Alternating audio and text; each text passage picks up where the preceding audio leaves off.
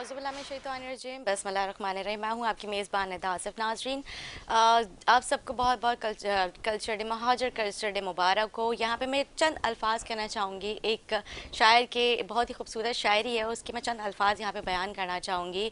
जन्नत से जब आदम व हवा को निकाला, इस कायनात में ये दो थे मुहाजिर। आप सबको महाजर डे बहुत बहुत मुबारक हो। इसी प्रोग्राम में आज हम गुफ्तगू करेंगे महाजर डे की हिस्ट्री के हवाले से, महाजर डे के हवाले से, किस तरह से जोश व खरोश से मनाया जा रहा है। लेकिन आपको पता है जैसे कि हमें एक छोटा सा ब्रेक लेना पड़ता है। ब्रेक के बाद अपने मेहमानों के साथ हाजिर होंगे, हमारे साथ रहें।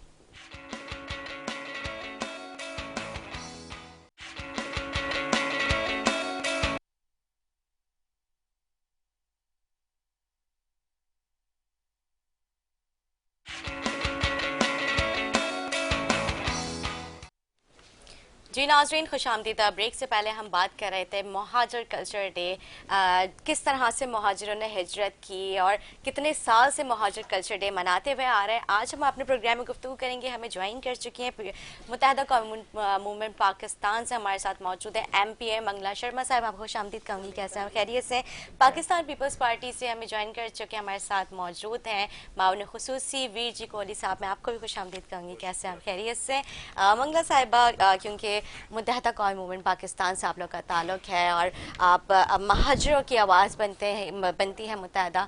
किस तरह से मुत्तहदा कौम मूवमेंट आज पाकिस्तान, क्योंकि 3 साल से मुसलसल जो है आप लोग महाजर कल्चर डे सेलिब्रेट करते आ रहे, जैसे जो है People's Party Sindhi culture day करती है, महाजर कल्चर डे जो है MK पाकिस्तान करती है, आज कहाँ पे किया जा रहा है, किस जोश व खरोश से मनाया जा रहा है, इसकी क्या हिस्ट्री हमारी नाज़रीन को बताएं। Thank you.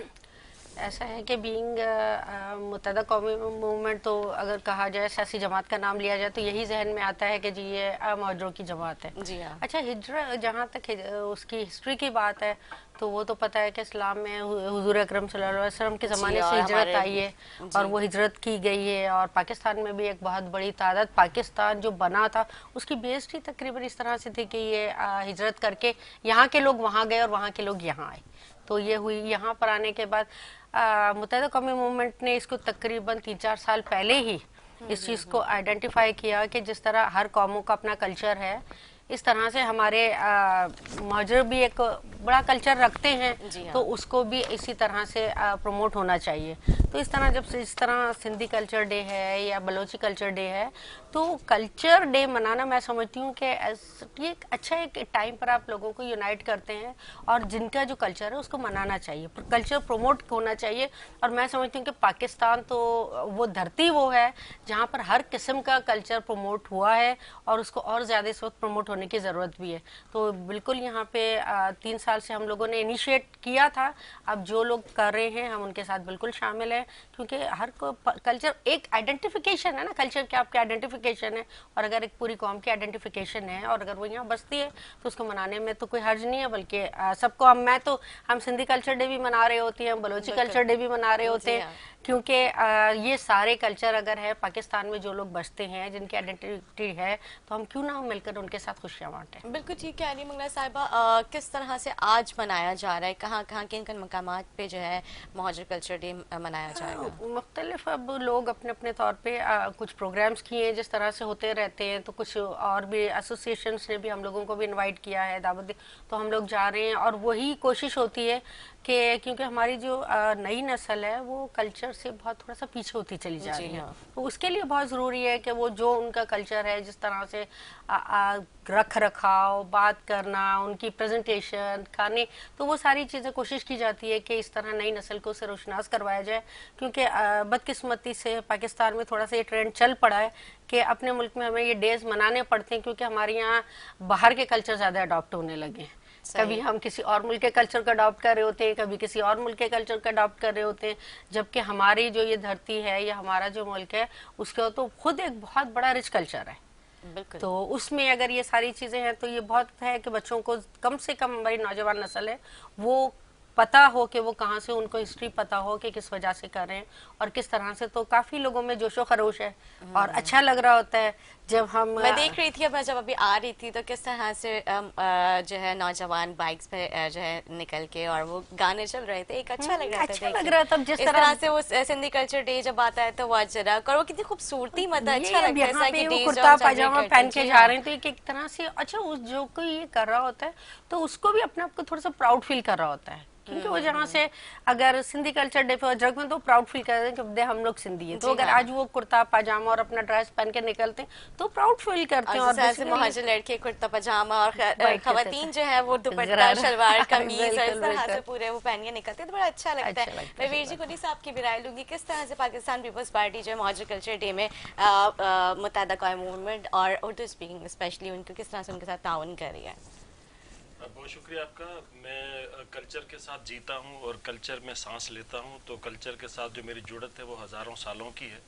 और मैं इस धरती का इंडिजिनस पीपुल हैं हम लोग, यहाँ को असलू की रहने वाले, तो ज़ाहिर है कल्चर के साथ और पूरी सकाफ़त के साथ जो जो हमारी जड़ें हैं वो बहुत गहरी हैं। मैं ये समझता हूँ, मुझे थोड़ा सा मैं कंफ्यूज हूँ इसमें कि अब मैं क्योंकि सिंध में रहता हूँ तो मेरी जो मादरी ज़बान है, मौजूदा जो हमारी रस्मुल ख़त सिंधी है जिसको हम सिंधी कहते हैं, वो सिंधी ज़बान मेरे बड़ों को नहीं आती। मेरे बड़ों को गुजराती ढाटकी आती है जिस इलाके में रहते हैं। इसी तरह सिंध में कोई है जो सराइकी बोलता है, सिंध में कोई है जो कोई और ज़बान बोलता है, मुख्तलिफ ज़बानें हैं, ये सब मिला के सिंधी ज़बानें होती हैं। अब मैं कहूँ कि मेरा कल्चर अलग हो जाए और किसी का कल्चर अलग हो जाए, तो इसमें थोड़ी सी मुझे कन्फ्यूजन है। वो ये कि कल्चर इलाके का होता है, धरती का कल्चर होता है, किसी खित्ते का कल्चर होता है।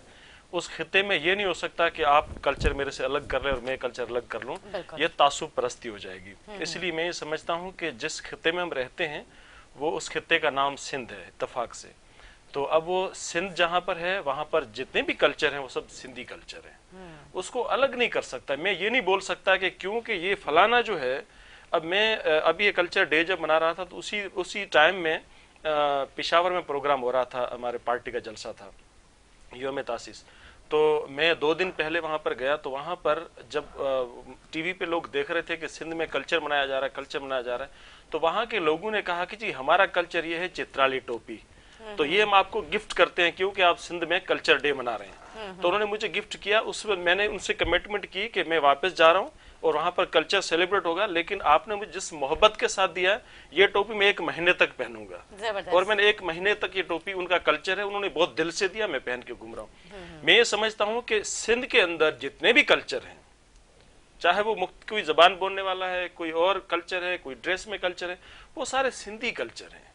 उसको मैं ये नहीं बोल सकता कि ये फलाना जो शहर में ये महाजर कल्चर है, ये पश्तो कल्चर है, ये अपना मैं गुजराती बोलने वाला ये मेरा कल्चर है, कोई ढाटकी बोलने वाला उसका कल्चर है, कोई सिंधी बोलने उसका कल्चर है। अब मैं हमारे यहाँ थर पारकर में रिवाज है पगड़ी बांधने का, हम टोपी नहीं पहनते, लेकिन जो टोपी पहनते हैं वो मेरा कल्चर है क्योंकि मैं सिंध का हूँ। तो मैं ये समझता हूँ कि हमारी सोच को थोड़ा वसी करने की जरूरत है और तमाम कल्चर को, तमाम लोगों को, तमाम जबानों को, तमाम जेंडर को ऑन करने की जरूरत है। नहीं तो बिल्कुल ऑन तो करते हैं, जिस तरह से सिंधी कल्चर डे होता है उस तरह से सिंध में रहने वाले, कराची में रहने वाले वो सब भी उसको ऑन करते हैं और मनाते हैं। मैंने खुद देखा है किस तरह से टीवी शोज पे उसको जो है भरपूर तरीके से मनाया जा रहा है। मेरा पॉइंट ये है कि मुहाजिर कल्चर नहीं होता, कल्चर सिंध का होता है। जो सिंध के अंदर रहता है उसका जो भी कल्चर है वो मेरा कल्चर है, मैं उसको ऑन करता हूं। जबान का कल्चर होना चाहिए, जबान देखो। अब तो इस तरह सिंध के अंदर उर्दू हमारी मादरी जबान है। हाँ नहीं, तो मेरी भी जबान है, मेरी कौमी जबान है। जी। आपकी मादरी जबान है, मेरी कौमी जबान, मैं उसको ऑन करता हूँ। और मैं तो शायरी भी आधी सिंधी में करता हूँ, आधी उर्दू में करता हूँ, तो क्योंकि मेरी वो कौमी जबान है तो मैं उसको ऑन करता हूँ। तो मैं कहता हूँ कि सिंध के अंदर ये जो सिंध की बाउंड्री है इसके अंदर जितने भी कल्चर है उन तमाम को मैं ऑन करता हूँ इस सोच के साथ कि वो सिंध के कल्चर है। सही। तो हम जब सिंध में पैदा हुए हैं तो वो जो मेरा कल्चर है वो सिंध का कल्चर है, उसको हम अलग नहीं कर सकते। अगर आप अलग करेंगे तो फिर अगले दफा एक हो गया सिंध का कल्चर डे, उसके बाद फिर कराची में मना लें मुहाजिर कल्चर डे, फिर मैं थर में मनाता हूँ थरी कल्चर डे, फिर उमरकोट में जाके मनाते हैं कोई और कल्चर डे, फिर वो सराइकी बेल्ट है उसमें कोई सराइकी कल्चर मनाते हैं, फिर वो तकसीम दर तकसीम। मेरा ये ख्याल है कि जब हम कहते हैं कि सिंध का कल्चर, फिर मुझे पगड़ी बांधनी है, अब मैं पगड़ी बांध लूं, किसी ने धोती बांधनी है धोती पहन ले, किसी ने टोपी पहननी है टोपी पहन ले, किसी ने कुर्ता पजामा पहनना है। ये सारे सिंध के कल्चर तमाम को ऑन करते हैं, बहुत इज्जत के साथ, बहुत रेस्पेक्ट के साथ, बहुत प्यार और मोहब्बत के साथ इन तमाम कल्चरों को हम ऑन करते हैं। हम कहते हैं सारे हमारे कल्चर हैं।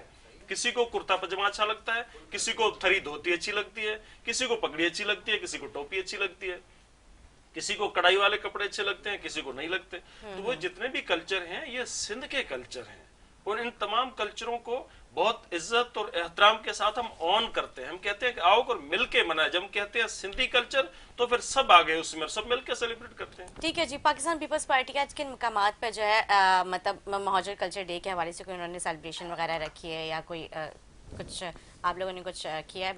मैं ये समझता हूँ कि हमारे इस समाज के अंदर लोगों के साथ इतने इश्यूज हैं, इतने मामलात हैं और फिर ये नई चीजें शुरू हो गई हैं। रोजाना कोई ना कोई इस तरह के वाकयात हो रहे हैं। आज भी सुना है कि ब्लास्ट कहीं हुआ है।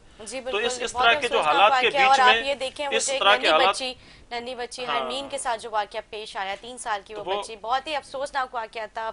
मतलब इस तरह के वाकयात जब आते हैं, कभी ज्यादती के केसेस, कभी ब्लास्ट और इस तरह की जब मतलब नागहानी जब आफात सामने जब आ रही होती हैं इस तरह की, तो बड़े अफसोस का मुकाम होता है कि मतलब हमारी किस तरह से हम लोग मतलब इतनी परेशानी में, और जब इस तरह के वाकयात जब टीवी देखते हैं तो बंदा और डिप्रेशन में चला जाता है। तो मेरा पॉइंट ये है कि इस तरह के मौके पे जहाँ भी कोई खुशी का मौका आए, जहाँ भी कोई सेलिब्रेट करने की चीज आए, तो हमें बगैर सोचे समझे सब मिलकर सेलिब्रेट करने की जरूरत है।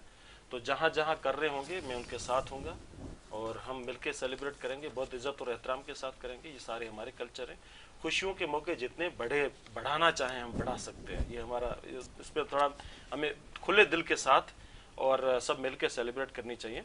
अभी मैं रास्ते में आ रहा था तो मैं देख रहा था सोशल मीडिया पे, मैं बहुत सख्ती से कंडेम करता हूँ कि किसी बेकरी वालों ने कहा है कि हमारी जो बेकरी है उसमें जो भी केक खरीदने आएगा उसको मेरी क्रिसमस लिखने पे पाबंदी होगी।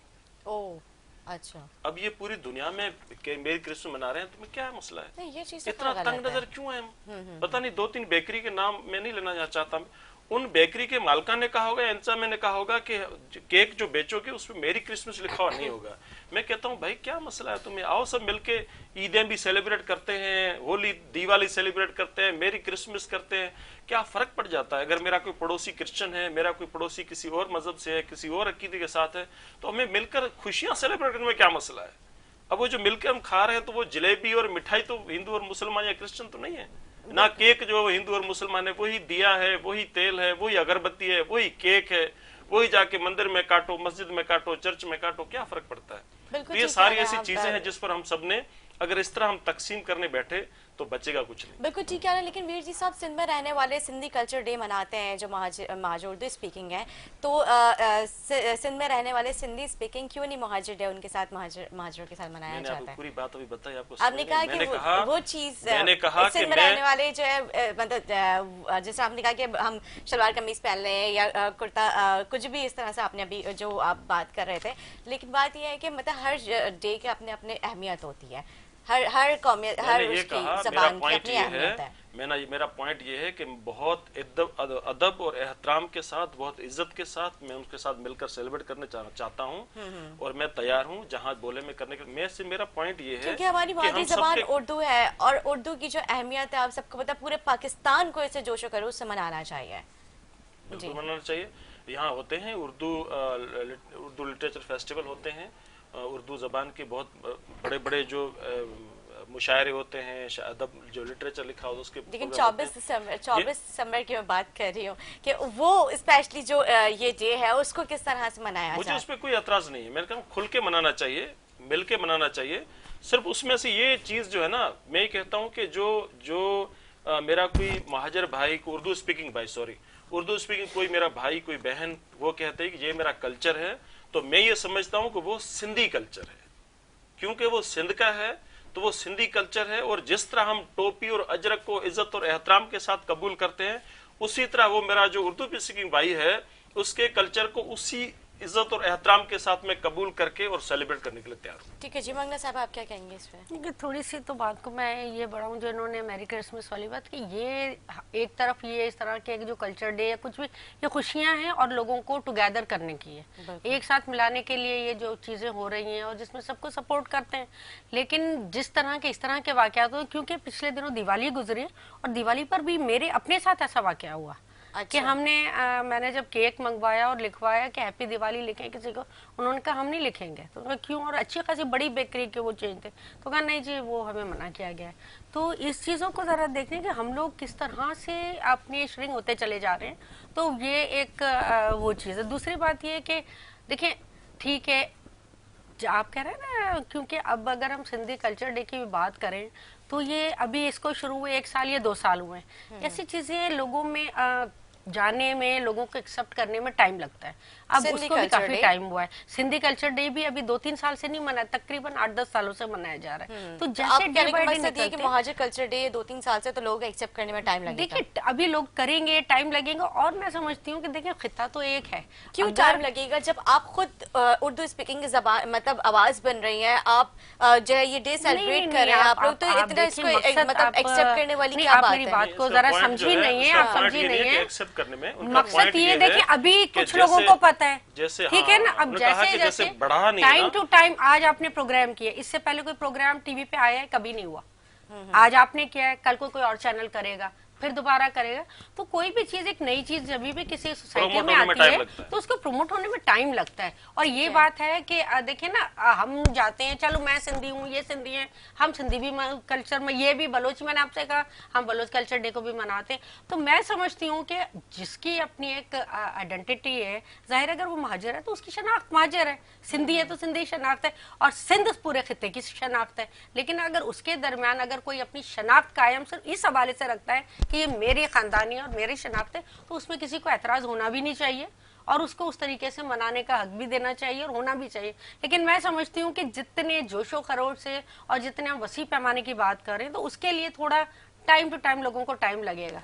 आज महाजर मनाएंगे, कल उनके साथ कुछ और जुड़ेंगे, परसों कुछ और जुड़ेंगे, इस तरह जाके चीजें होंगी। लेकिन अच्छी चीज है अगर इनिशिएटिव ऐसा है, लेकिन इस हद तक रहे कि भाई हमारी शनाख्त है तो ठीक है। यहाँ से जो माइग्रेशन हुई, अब इंडिया से माइग्रेशन उस खिते से यहाँ पर हुई और यहाँ से उधर हुई, तो यहाँ से जो इंडिया गए तो वहाँ की इंडियन गवर्नमेंट जो थी उन्होंने उनके साथ तासुब बना रवैया किया। ठीक है जी, वीर जी साहब मैं आपके पास आऊंगी, इस टॉपिक को हम जारी रखेंगे, लेकिन छोटा सा वफे की मुझे कॉल की जा रही है। नाज़रीन छोटा सा ब्रेक लेंगे, ब्रेक के बाद हाजिर होंगे हमारे साथ में।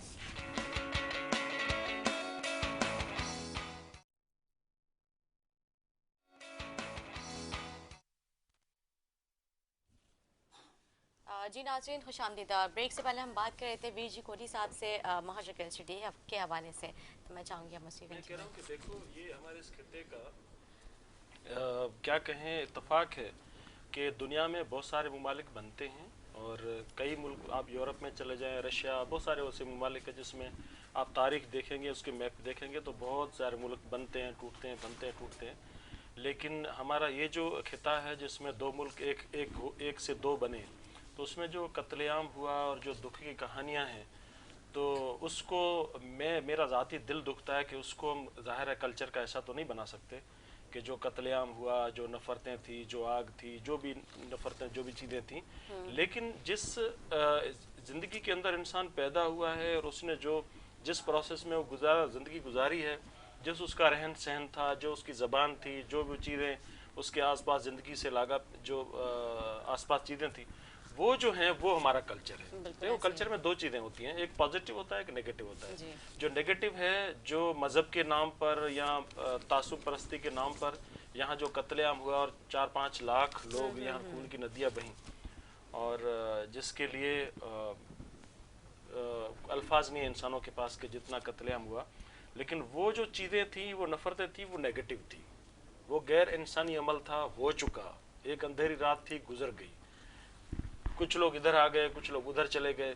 जो उधर चले गए उनको जब इंडियन गवर्नमेंट थी वहाँ की उस दौर की, उन्होंने तासुब किया कि तुम जो है वो कैंपों में रहेंगे। तो वहाँ उनमें से 1-2 लोग थे जो बहुत सीनियर वकील थे, यहाँ भी जब सिंध में थे तो उस वक्त भी वकील थे, वो चले गए सुप्रीम कोर्ट में। उन्होंने कहा कि देखो ये मुल्क थोड़ा सा हम आगे पीछे 200-300 किलोमीटर आगे पीछे हो सकते हैं, लेकिन मसला है कि हमारा इस खित्ते से जो ताल्लुक है वो हज़ारों सालों का है। तो हमारे हज़ारों सालों की इस धरती के साथ जो जुड़त है, जो तारीख है, हमारी जो जड़ें हैं, वो तो मोहनजोदड़ो में है, वो तो मेहरगढ़ के अंदर है, वो तो इंडस वैली सिविलाइजेशन वो टैक्सिला में है। तो उसको तो हम नहीं भूल सकते। ये क्या बात हुई कि तुम थोड़ा सा 500 किलोमीटर आगे चले गए तो आपने हमें कहा कि तुम कैंपों में चले जाओ। उन्होंने बहुत रिएक्शन किया और उसके बाद उस वक्त की गवर्नमेंट, इंडियन गवर्नमेंट ने सुप्रीम कोर्ट ने डायरेक्शन दी कि तुम ये नहीं कर सकते, इन लोगों को आप अपने कल्चर के साथ, अपनी जबान के साथ, जो भी उनका कल्चर है उस इज्जत और एहतराम के साथ अपनाएं, ताकि उनका कल्चर, उनकी जबान बरकरार रहे, उनकी पहचान बरकरार रहे। फिर उन्होंने इस कदर के सुप्रीम कोर्ट की डायरेक्शन पर जो इंडियन जो कौमी तराना है उसके अंदर भी जो सिंध के यहाँ से लोग गए उनका नाम शामिल है। अच्छा। हाँ, तो मैं ये कह रहा हूँ, मेरा ये पॉइंट है कि जहाँ पर जो भी लोग आए उनके लिए हम उस वक्त जब आ रहे थे तो हमारे बड़ों ने वेलकम किया था और हमने साथ जिंदगी गुजारी है 70 साल। तो कुछ हमारे बड़े थे, उन्होंने साथ गुजारी, अभी हम उनके साथ गुजार रहे हैं। तो ये हमारा उनके साथ अभी जो रिश्ता है वो रिश्ता ये नहीं होना चाहिए कि वो कहीं और से आए हैं और हम यहाँ हैं। हम ये कहते हैं कि यहाँ जो पैदा हुआ इंसान वो हमारा भाई है और हमने एक साथ रहना है। तो जो उसका कल्चर है उसको मैंने अडॉप्ट करना है, जो मेरा कल्चर है उसको उसने अडॉप्ट करना है। तो मैं ये समझता हूँ, ये मेरा ज़ाती ख्याल है, आप उससे डिसएग्री हो सकते हैं, लेकिन मेरा ये ज़ाती ख्याल है कि जो उनका कल्चर जो भी है, जो उनका रहन सहन है, जो उनका खाना पीना है, जो उनका लिबास है, जो भी चीज़ें हैं वो साथ अपना कल्चर लेकर आए हैं, उस कल्चर को उसी एहतराम और अदब के साथ हमें अपनाना चाहिए जिस तरह हम टोपी और अजरक और बाकी कल्चर को अपनाते हैं। हाँ। उसी को अपनाते हुए उसके साथ मिलकर सेलिब्रेट करें। तो ये मेरा अपना ख्याल है।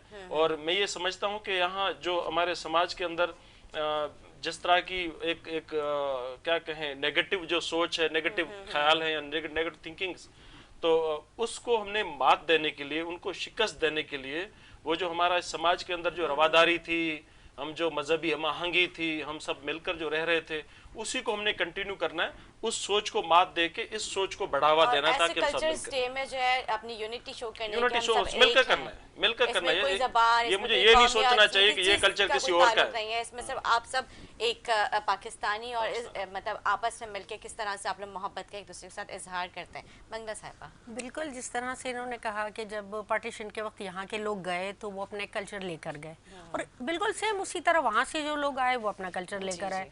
और यहाँ के जाने वाले लोग भी जब सिंधी कल्चर डे जब यहाँ मनाया जाता है तो वो यहाँ के अलावा पूरी दुनिया में जहाँ जहाँ सिंधी मनाते हैं, तो अगर उनका अपना कल्चर है तो उसको मना रहे हैं। तो एक देखिए, आजकल हम बात करें, अगर आप 25-30 साल पहले चले जाएं तो इंटरफेथ हार्मनी की बात होती थी, किसी को नहीं पता था, क्योंकि सब रह रहे होते थे, आपस में रह रहे थे, प्यार मोहब्बत सब कुछ। फ़ज़ा ऐसी बन गई है, कुछ हालात ऐसे हो गए हैं कि हम लोग डिवाइड हुए। हमारे बच्चे जो हैं उनको अपने घर के अलावा पता नहीं होता कि आपके मोहल्ले में कौन है। और जिस तरह से अभी ये बात की कि हम किसी को एक्सेप्ट नहीं करना चाह रहे। कल्चर होता है, जो भी माशरा होता है, हम एक कौम की बात करते हैं तो कौम एक होती है, लेकिन अगर आप माशरा बनाएंगे तो माशरे में डिफरेंट लोग होंगे, डिफरेंट उनकी ज़बानें होंगी, डिफरेंट मज़ाहिब होंगे, और जब हम सोसाइटी को अडॉप्ट करेंगे तो हम सारे लोगों को अडॉप्ट कर रहे होते हैं। तो अगर हम इसकी बात करते हैं कि कल्चर आप कहीं पर भी है, पूरा एक घराना होता है, लेकिन लड़का लड़का है, लड़की लड़की है, बड़ा, तो इसी तरह से ये आप पूरा मुल्क में भी है। और ये एक अच्छी ज़्यादा मैं समझती हूँ कि हमें अपने बच्चों को बताना चाहिए, क्योंकि अगर हम बात करते हैं आगे जाके इंटरफेथ हार्मनी भी होनी चाहिए और हमें एक दूसरे से मिल के रहना चाहिए। तो कैसे मिलेंगे? मुस्लिम हिंदू से मिले, हिंदू क्रिश्चियन से मिले, बाकी जो हैं सिंधी महाजर से मिले। अब हम लोग बड़े अलग अलग, पता नहीं क्यों होता यही है। कहीं से आप मिले, आप कहते हैं मैं सिंधी हूँ, मैं बलोची हूँ, मैं पंजाबी हूँ। ठीक है, हम पाकिस्तानी भी हैं, हम सिंधी भी हैं, हम बलोची भी हैं, हम महाजिर भी हैं, हम सब हैं, लेकिन हम उन सारी चीज़ों के होते हुए भी सब एक हैं। ये मैसेज देना है। और इसके लिए अगर ये चीज़ें हैं तो ये बहुत अच्छा है कि सबको मिलकर इसको जो शुरुआत हुई है उसको आगे बढ़ना चाहिए। और अगले अगर 24 दिसंबर को ये मनाया जाए तो आज से ज़्यादा अच्छे तरीके से मनाया जाए, क्योंकि मुझे याद है मेरी ज़्यादा जो मेरे ग्रो अप हुई है वो सारे उर्दू स्पीकिंग में हुई है। अच्छा। तो मुझे सब कहते हैं कि तुम खुद तो सिंधी हो लेकिन तुम्हारा लहजा सिंधी नहीं है। मैं इतना सिंधी नहीं हूँ क्योंकि मेरी एजुकेशन मैंने उर्दू में पढ़ाई, तो मुझे वो शुरू से, और इवन वो जो चीज़ मैं बचपन में अपनी फ्रेंड्स के यहाँ देखते थे कि उनके अगर आप घर जाते थे तो एक बड़ा डिफरेंट सा होता था, क्योंकि हमारे सिंधियों में होता हम चारपाइयों पे बैठे होते थे, उनके यहाँ जो आपके पूरे फर्श पे सफ़ेद, हाँ सफ़ेद चांदनी बिछी हुई है और उस पर दाग भी नहीं है और बड़े तरीके से, तो ये चीज़ें मुझको ना एडमायर किया करता जब था। आप कोई आपका गेस्ट आता है तो मतलब जो हमने अपने घर में देखा है कि आपका पानी का ग्लास, उस पर एक बूंद भी पानी नहीं लगा होना चाहिए, मतलब इतना सलीका, इतनी सब चीजें बिल्कुल और होनी चाहिए। ये सारी चीज़ें हम लोग देख रहे होते थे, और इवन अभी भी, क्योंकि जाहिर है मेरा ताल्लुक जाहिर है उर्दू स्पीकिंग की जमात से, ऐसी जमात से है, तो ज़्यादातर जो लोग हैं हमारे वो उर्दू स्पीकिंग हैं, तो अभी भी हम जा रहे होते हैं छोटे छोटे गाँव में, घरों में जा रहे हैं, मोहल्लों में, तो बड़ा, हालांकि देखें बड़ी गंदी सी गली है, ये है वो है, तो एक बड़ा छोटा सा घर है, कैसा होगा, लेकिन अभी भी मुझे बड़ी खुशगवार हैरत हुई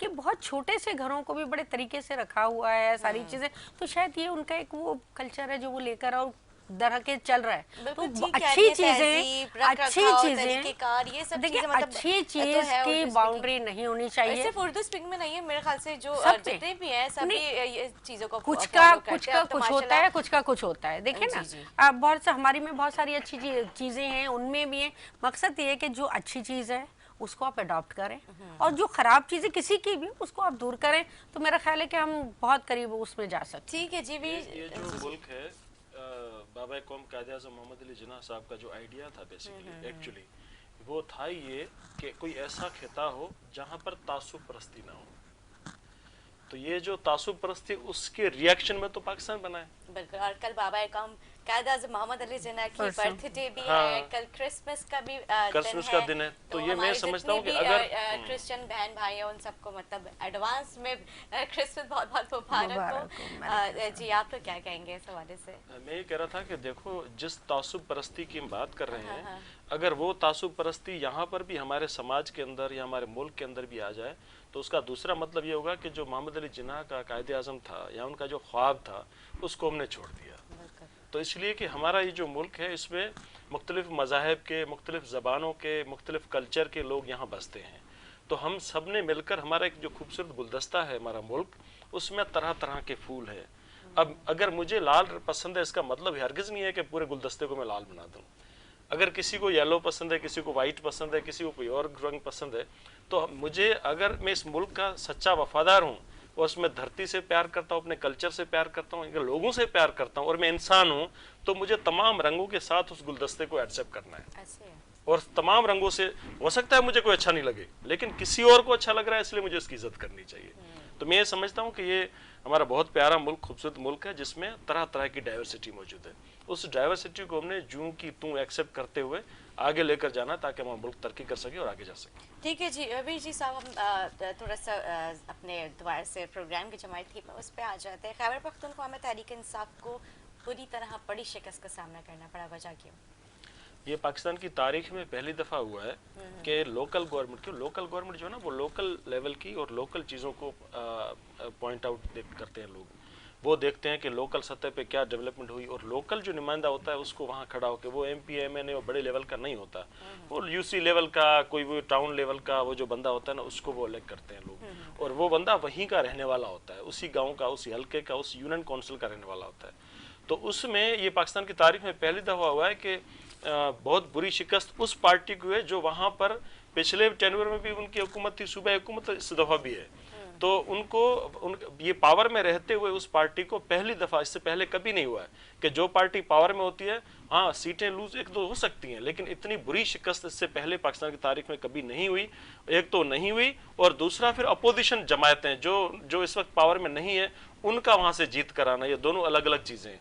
तो ये मेरा ख्याल है कि पहली दफ़ा हुआ है, और अभी इनके जो मौजूदा गवर्नमेंट है, जो वफाकी गवर्नमेंट है, उनको अपनी पॉलिसीज़ को रिव्यू करना पड़ेगा, और जिस तरह इन्होंने सरेंडर किया है बैनुल-अक़वामी इदारों के सामने, IMF, वर्ल्ड बैंक, उनके सामने जिस तरह सरेंडर किया है, इससे पहले पाकिस्तान की तारीख में कभी नहीं हुआ कि वज़ीर आज़म जो है वो स्टेट बैंक उसके अंडर ना हो। अभी स्टेट बैंक इस वक्त पाकिस्तान के वज़ीर आज़म के अंडर नहीं है। वो कहते हैं अच्छा रिकवरी करने वाली वो है, हम कर्जे लेते जा रहे हैं और रिकवरी भी उनके हाथ में है, और ये गलती मैं इसलिए नहीं कह रहा हूँ कि मेरा जमात किसी और पार्टी से ताल्लुक है, लेकिन मैं इसलिए कह रहा हूँ कि मैं पाकिस्तान का शहरी हूँ।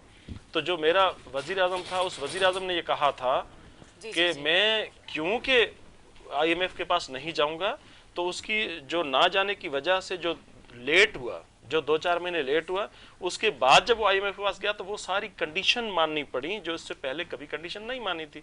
तो इस वक्त स्टेट बैंक भी उनके हवाले है, रिकवरी भी उनके हवाले है, सारे इदारे भी उनके हवाले हैं, और जो रिकवरी करने वाले इदारे हैं उनके जो मुलाजमीन या जो हेड करने वाले लोग हैं वो भी उनकी मर्जी से लगाए जाते हैं। तो इससे पहले कभी ये नहीं था। ये बहुत सारी ऐसी चीज़ें हैं, और उनका रिएक्शन जो है आपको खैबर पख्तूनख्वा में नजर आया। तो ये ऐसी चीजें हैं कि इससे पहले जब रूलिंग पार्टी होती थी उसको कभी लोकल गवर्नमेंट इस तरह शिकस्त नहीं आई है जो भी हुआ है। ठीक है जी मंगला साहिबा, क्योंकि महाजर कल्चर डे के हवाले से भी गुफ्तगू हो ही रही थी, मैंने कहा चले इसमें साथ साथ सियासी सवालात भी, क्योंकि जाहिर सी बात है आज महाजर कल्चर डे, तो मैं आज महाजर के हवाले से मैं डिस्कस करना चाहूँगी थोड़ा आपसे, स्पेशली क्योंकि कराची की जमात का महाजर को ओन करने वाली जमात मुत्तहिदा कौमी मूवमेंट पाकिस्तान है। महाजरों के आज भी इलाके कुछ इस तरह से हैं जहाँ पे गैस, बिजली, पानी नहीं, तो महाजर के लिए मुत्तहिदा ने क्या किया है? मैं समझती हूँ कि अगर हम सिर्फ इस सारी फैसिलिटीज़ को लफ्ज़ महाजरों से लाएं तो शायद ये सही नहीं होगा। क्योंकि अगर आप कराची में देखें, कराची की बात कर लें, आप कराची के लिए या सिंध के लिए बात करें, क्योंकि बिजली पानी का ये मसला जो है देखिए तो बहुत बड़ा है। आप कराची, हम एक जगह की बात कर लेते हैं कि कराची की आवाम के लिए क्या किया। अगर हम पूरी सिंध की बात करते हैं तो बहुत सवाल उठते हैं। नहीं, किसने क्या किया है मैं पूछना चाहूँगी, किसने क्या किया है? मुत्तहिदा ने। देखिए, अगर बिजली ने वो गैस नहीं है तो मुत्तहिदा कौमी मूवमेंट तो उसमें नहीं है ना, सिंध गवर्नमेंट है या फिर आप फेडरल गवर्नमेंट है। जिस तरह आप लोग एतराज करें, लोग कर रहे हैं फेडरल गवर्नमेंट की इत्तेहादी है ना, जनाब इत्तेहादी है, तो फिर ये भी तो चीज़ है ना कि गैस सबसे ज्यादा कहाँ से निकल रही है? सिंध से निकल रही है ना। फिर सिंध गवर्नमेंट है वो रॉयल्टी कम ले और पहले अपने सूबे वालों को गैस दे। हम पहले सारी गैस निकाल के बेच देते हैं, उसके बाद हम कहते हैं हमें वहाँ से जितनी मिल जाए। तो फिर कुछ चीज़ें रिव्यू तो फिर सिंध गवर्नमेंट को करना होगा। और ऑब्वियसली जो प्रॉब्लम आ रही है वो सिंध के या कराची के अवाम के लिए आ रही है, और कराची के अवाम में सिर्फ उर्दू स्पीकिंग नहीं है। देखें, सिंधी, गुजराती, हमारे जो भी हैं कराची में रहने वाले, अगर आपको सदर के ओल्ड एरिया में गैस नहीं है तो डिफेंस में भी गैस नहीं है, लियाकताबाद में भी नहीं है, तो नाजमाबाद में भी नहीं है, तो ये सराफगढ़ पर भी नहीं है। तो गैस का ये जो प्रॉब्लम है उसको सिंध गवर्नमेंट को चाहिए होगा कि वो देखें सबसे ज़्यादा जिस सूबे से गैस निकल भी रही है और उसके बाद भी नहीं है, तो अपनी पॉलिसी को रिव्यू करें कि पहले अपने सूबे को मिले और उसके बाद फिर आगे अगर आपको सही डिस्ट्रीब्यूशन में नहीं आ रही है। और मुत्तहिदा देखें अपने तौर पर जितनी ओन तो करती है, बात भी कर रही होती है, आवाज़ भी उठा रही होती है। जिस हद तक जा सकते हैं उस हद तक जा भी रहे हैं और काम भी कर रहे हैं, बात भी कर रहे हैं। अगर लाइट नहीं है तो आपको पता है पॉलिसीज फेडरल गवर्नमेंट्स की होती हैं। इत्तेहादी होने का मकसद होता है कि आप इत्तेहादी हैं, आप गवर्नमेंट नहीं है, तो आपका एक हद तक ही आपकी बात मानी भी जाती है, कर भी सकते हैं जी। कसूरवार तो आप भी कहलाए जाएंगे, जैसा भी आप ब्लेम कर रहे हैं। देखिए कसूरवार, देखिए आपको, आपका देखिए ना, आपके पास ड्राइविंग सीट आपके पास नहीं है, आप उनके साथ तो बैठे, तो देखिए एक वजारत से होने के वो कुछ नहीं होता। अगर आप वजारत की बात की चले दो कई ले लेते हैं, तो फिर जो गवर्नमेंट में है और जिनके पास 10, 20, 15 वजारतें हैं, तो उनको तो फिर सब कुछ ठीक कर देना चाहिए। फिर वो सब कुछ ठीक क्यों नहीं होता? चले 2 वजारत लेकर अगर हमें बोझ उठा लें कि जी हमारे पास वजारत है इसलिए काम नहीं हो रहा तो हम जिम्मेदार हैं, तो फिर जो जिन पूरी गवर्नमेंट है, जिनका वजीर आला भी है, 10-12 वज़रा भी हैं और इतने मुआविन भी हैं और बहुत सारे लोग हैं, तो फिर तो मसला ही नहीं होना चाहिए ना। ठीक है, अब तो कसूरवार है, फिर वहाँ मसाइल क्यों है? सही। तो चीज़ों को ये है ना, तो चीज़ें बहुत सारी होती हैं जिस हद तक, जिस लेवल तक। पहले तो आप लोग भी पीपल्स पार्टी के इत्तेहादी थे ना, तो तब क्यों इतनी अच्छी थी पीपल्स पार्टी? अब एकदम से इतनी बुरी हो गई है? बहुत बुरी है या बहुत अच्छे की बात नहीं होती है। सियासत में हमेशा डायलॉग का दरवाज़ा भी खुला रहता है, और बहुत सारी पार्टियां हो या वो अपने अपने लोगों का मफाद देखकर, अपना मफाद देखकर डिसीजंस कर रही होती हैं। अब कल को अगर मैं ये क्रिटिसाइज करूँगा पीपल्स पार्टी, पहले तो एक साथ बिल्कुल नवाज शरीफ को आप देख लें और मोहतरमा बेनज़ीर साहिबा के ज़माने में एक दूसरे की किस तरह से एक दूसरे के मुखालिफ होते थे, और एक वक्त ऐसा भी आया कि दोनों साथ बैठे हुए थे। तो चीजें हो रही हुई, जब साथ थे, जब तक चल सक रहे थे हम साथ चले, और जो चल सकते उसमें जो हम काम कर सकते थे किया। जब हमें समझ आया कि हम नहीं कर पा रहे और चीजें नहीं, तो हम अलग हो गए। और आप देखें कि ये पिछले 3 साल ये और उससे पहले भी हम लोग अलग थे, हालांकि ऑफर तो हमें भी आई ना। तो जाहिर है हम अपने लोगों का मफाद देखकर, अपनी पार्टी की पॉलिसी देखकर फैसले करते हैं, किसी की ख्वाहिश पर तो नहीं करते हैं। ठीक है जी, वीर साहब। जी, वीर जी। मैं समझता हूँ कि देखो, इत्तेहाद वाकई बनते हैं, ठीक होते हैं, टूटते हैं, ये सियासत का हिस्सा होता है। लेकिन उसमें ये नहीं होना चाहिए कि आप किसी शहर को, किसी इलाके को आप तासुब परस्ती के उसमें तनाजुर में देखें। जब MQM और पाकिस्तान पीपल्स पार्टी एक साथ थे, तो उसमें जो वजारतें पीपल्स पार्टी की गवर्नमेंट थी और MQM के पास वजारतें थी, उसमें जो उनका डिसीजन मेकिंग था, जो भी चीज़ें थी उसमें वो इत्तेहादी थे, तो उस वक्त उनको सब अच्छा अच्छा नज़र आ रहा था। और जब उनके मुखालिफ हुए, मेरा मतलब ये हरगिज़ नहीं है कि हम उसको, जाहिर है अपोजिशन, जो अपोजिशन में होता है उसका काम अपोज ही करना होता है, जिसको कहा ही अपोजिशन लीडर जाता है या अपोजिशन पार्टी कहा जाता है, जो हुकूमत में नहीं होती, उनका काम अपोज करना ही होता है। लेकिन वो सिस्टम, वो गवर्नमेंट या लोकल गवर्नमेंट सिस्टम जिसकी आप थोड़ी देर पहले डिस्कस कर रहे थे, उसमें वो सारी चीज़ें जो MQM जो हमारे साथ थे, तो वो सारी चीज़ें थीं और उस वक्त वो सारी एक्सेप्टेबल थी।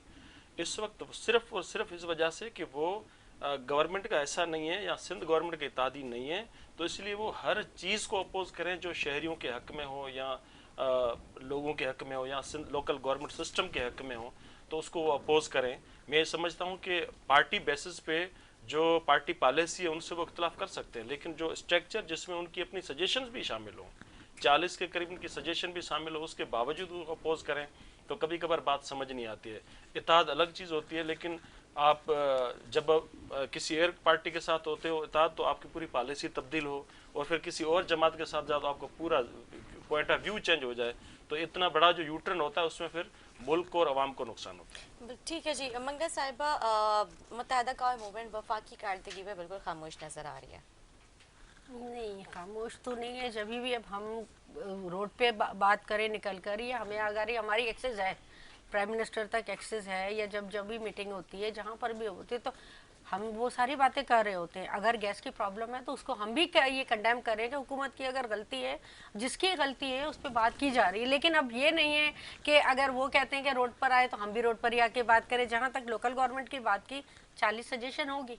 अगर आपने 40 सजेशन बकौल आपके हमारी है, आपने हमारी रिकमेंडेशन मानी है, तो असेंबली में प्रॉब्लम क्या है? आप जिस दिन बिल लाए हैं तो क्या प्रॉब्लम है कि हमारा, अगर आप रिकॉर्ड उठा के देखें तो उसमें हमारे लोग यही कह रहे थे कि आप 2 दिन के बाद 2 दिन का टाइम दे दें, जो बिल आपने दिया है अमेंडेड, हम उसको पढ़ लें, उसके डिस्कस कर लें। यकीनन आपकी अक्सरियत है, आप अक्सरियत से उसे मंजूर तो करवा लेंगे। तो ऐसी कौन सी तूफान आ रहा था, ऐसी कौन सी जल्दी थी कि आपने एक दिन के लिए भी आप असेंबली की कार्रवाई उठाएं? बिल इंट्रोड्यूस हुआ और बिल मंजूर हो गया, तो आप उसमें आपने टाइम नहीं दिया। और जब आपने इस तरीके से करेंगे तो हो सकता है आपका काम अगर सही भी होगा, नीयत अगर अच्छी होगी, लेकिन आपका तरीकाकार तो गलत था ना। तो आप इस चीज़ को, आपके जितने bill legislation with in 4-5-6 minute में आपने जी इंट्रोड्यूस हुआ, और उसके बाद सिर्फ यही MQM कहती रही। MQM का सिर्फ ये कहना था कि जो आपने दिए उस पर डिस्कस करें, क्योंकि पार्लियामेंट में कोई भी लेजिस्लेशन डिस्कस होना वो हमारा हक नहीं, अवाम का भी हक है कि वो डिस्कस हो तो अवाम को पता चले। आप कहते हैं ना हमने दी, वहाँ डिस्कस हो जाती है, आप पार्लियामेंट में बताते हैं असेंबली में जी MQM के ये तजावीज़ है, ये तजावीज़ है, तो लोगों को भी पता चलता है ना। अब आप कितना ही लोगों को बता रहे हैं, इतना दिया, इतनी तजावीज़ आपने दी, और अगर इतनी सारी चीज़ें थी तो सब कुछ सही था, आवाम के फ़ायदे के लिए भी, फिर जल्दी क्या था?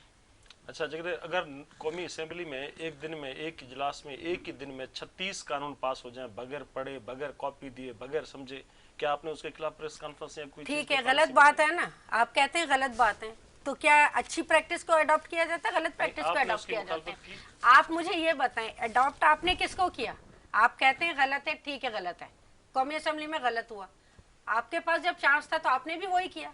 उन्होंने तो कॉपी नहीं दी थी, हमने तो कॉपी दी थी सबको, तमाम मेंबरान को कॉपी दी गई थी और उनकी सजेशन भी आ चुकी थी। नहीं जी, कॉपी आपको बिल की और नाम तौर पे उस वक्त मिल रही होती है जब आप आ रही होती है, अक्सर बुलाते उसी वक्त आप कहते हैं। अब आप असेंबली के बिजनेस में हिस्सा लेंगे, आप उस वक्त बैठ के पढ़ेंगे, ठीक आप है तो फिर ठीक है, पार्लियामेंट लीडर जो को भी पूछे था, ना। नहीं जो भी था आप बताइए, अगर वो आप उसको गलत कहते हैं, एक चीज अगर वहां गलत होती है तो यहाँ सही कैसे हो गए? ठीक आप है। दिखा। अलग अलग चीजें हैं। नहीं, अलग कैसे? मैंने कहा कि बगैर कॉपी दिए यहाँ पर कॉपी आप यहाँ दे पर दें, आप ये पेपर मुझे आप असेंबली हाथ के में अंदर, दें और बोले इस पे बात सिंध करें, मैं असेंबली क्या के बात अंदर करूंगी? तमाम जितनी भी पॉलिटिकल पार्टीज जो अपोजिशन में हैं उन सब का एक एक पार्लियामेंट लीडर है, उन सबको कॉपी दी गई कोई 8-10 दिन पहले। उसके बाद उनसे कहा कि आप सजेशंस दें, और 40 के करीब सजेशंस आई, और फिर जिस दिन वो असेंबली में मूव हुआ उस दिन सबके सामने एक एक कॉपी रखी गई, वही कॉपी जो जो कुछ दिन पहले की थी, और सजेशंस भी आई थी 40 के करीब, तो वो सजेशन को भी उनको ऐड किया गया। तो ये तो नहीं हुआ कि वफाकी गवर्नमेंट पार्लियामेंट की आपने बिल पढ़ा है? एक प्रोसेस बिल है पढ़ा जी, आपने? हमने बिल पढ़ा, उस पे हमारी डिस्कस हुई, मकसद ये था, हमने की थी जिस दिन इनका बिल आना था, हमने अपने ऑफिस में भी डिस्कस किया, लेकिन हमारा ये कहना था कि जो चीजें आपने की हैं कहीं आपकी सही है, कहीं हम आपको सपोर्ट भी करते हैं, और कहाँ जो है मजीद इस पे बात हो सकती। अब आप आज कहते हैं कि उस पर मजीद बात हो सकती है, तो उस दिन बात क्यों नहीं हो सक रही थी? आप सुनना ही नहीं चाह रहे थे, आपने चिढ़ते रहे, करते रहे, आपने उसी वक्त किया और उसी वक्त मंजूर कर दिया सजेशन। आप देखिए, आप इस वक्त पेपर हाथ में देते हैं, उसी वक्त आपने दिया। क्यों? देखिए, एक आपने पार्लियामेंट लीडर को एक को दी ना, मेंबर तो सब है, ठीक है, हमने अपने तौर पे जितनी भी की, हमें तो बताया तो जाता है ना। और जो बात हुई थी उस पर क्लियर आपने सजेशन पर भी बात नहीं करने दी ना, आपने अपने बता दिया कि तो कहीं ना कहीं प्रॉब्लम थी। अजय चले, एमक्यूएम गलत कह रही है, कौन सी ऐसी जमात है जो इस वक्त इनको सपोर्ट कर रही है? ठीक है जी मंगला साहिबा, क्योंकि अब आपको भी जाना है और हमें दूसरे गेस्ट को बिठाना है, तो एक ब्रेक के मुझे कॉल की जा रही है। हमारे नाज़रीन को क्या पैगाम देना चाहेंगे? क्या कहना चाहेंगे? पैगाम यही है कि मैं समझती हूँ कि इस वक्त हमारे मुल्क को जितना ज़्यादा आपस में मिलकर और एक दूसरे को समझने की ज़रूरत है। हम जितना दूर चले जा रहे हैं उससे के नुकसानात बहुत हो रहे हैं। तो अब चाहे वो महाजर कल्चर डे है या सिंधी है या बलोची है या जितने पाकिस्तान में रहने वाले जो खुशी के दिन है, जो ऐसे दिन, जो ऐसे मौके जो लोगों को इकट्ठा करते हों, लोगों में प्यार और मोहब्बत बढ़ाते हों, उसमें सबको एज अ पाकिस्तानी होकर अपनी अपनी शनाख्त के साथ बिल्कुल मनाना भी चाहिए और उसमें एक दूसरे में शामिल होना चाहिए। ठीक है जी, यही मेरा बहुत पैगाम शुक्रिया है। मंगला साहिबा, आपने अपना कीमती वक्त दिया।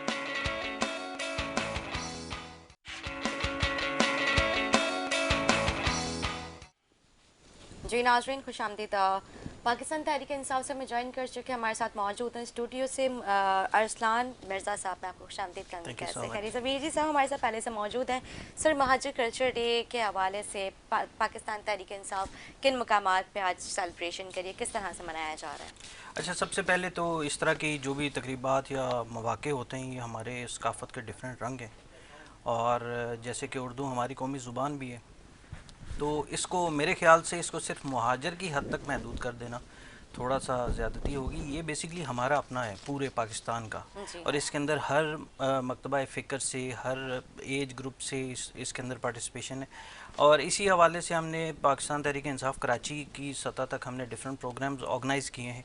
सबसे मेन जो इवेंट हो रहा है वो हमारा सेंट्रल सेक्रेटेरिएट जो है कराची का, प्रोविंशियल सेक्रेटेरिएट इंसाफ हाउस पे, वहाँ पे तकरीब का इनेकाद किया जा रहा है। उसके अलावा हमने ये किया कि हमने डिस्ट्रिक्ट अज़ला की सतह तक भी इसके कैंप्स वैम्प्स वो सारी चीज़ें, सो दैट कि मैं ये समझता हूँ कि सेलिब्रेशंस या इस तरह के जो भी मौके होते हैं, लोगों को जोड़ने का एक बड़ा अच्छा हमारे पास ये मौके होते हैं कि इन लोगों के जो हमारे अंदर जो एक इत्तेहाद है उसको एग्जिबिट किया जाए, उसको सामने लेकर आ जाए, उसकी proper projection is very important. And secondly, जहाँ तक इसकी बात करें, उसके साथ साथ मैं मसीही बरादरी को भी मुबारकबाद देना चाह रहा हूँ क्रिसमस के हवाले से। कल उनका भी ईद है और वो सारी चीज़ें, तो ये बैक टू बैक जो चीज़ें आई हैं ये जी उस हवाले से।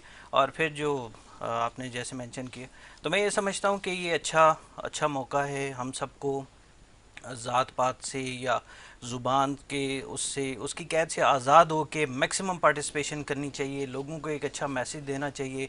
और देखें, मीडिया के ऊपर हर एक चीज़ रिपोर्ट हो रही होती है, आपने ये भी शो करना है कि पाकिस्तानी कौम जो है मुत्तहिद है। बिल्कुल, अभी हम इसी हवाले से गुफ्तगू कर रहे थे कि हम सिर्फ महाजिर कल्चर डे नहीं, हमें पूरे पाकिस्तान को, हम उर्दू बोलने वाले हैं तो उन सबको उसी तरह से इसको जो है जो खरोश के साथ इसको मनाना चाहिए। और जहाँ तक बात होती है नज़रिए का इख्तलाफ हो सकता है, मेरी सोच अलग हो सकती है, इनकी सोच अलग हो सकती है, आपका एक पॉइंट ऑफ व्यू अलग हो सकता है, हर आदमी का एक परसेप्शन अलग है, किसी और कॉन्टेक्स्ट से, किसी और एंगल से चीज़ों को देख रहा होता है।